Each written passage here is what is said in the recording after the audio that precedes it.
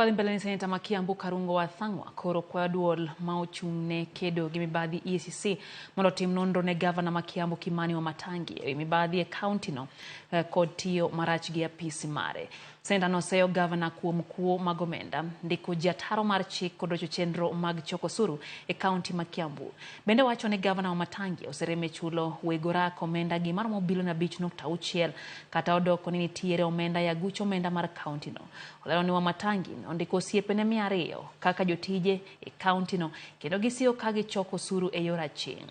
Wamatangi ogwel mondo mi ochopie Senate dwe manyien.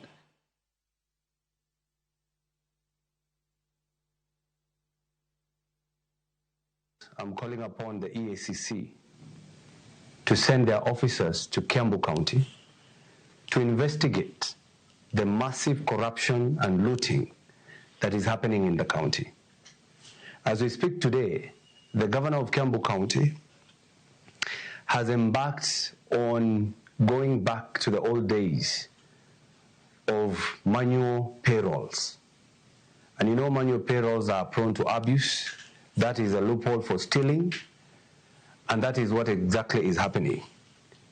In the year 2022-2023 and up to today, the county has paid through manual payrolls over 392 million Kenyan shillings. That is the amount that has been paid to who?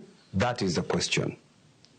I'm calling upon the EACC to not wait any longer. Because if you wait any longer, then I believe Kiambu County is going to lose billions of shillings. I also call upon the governor of Kiambu, Kimani Wamatangi, to stop lying to the people.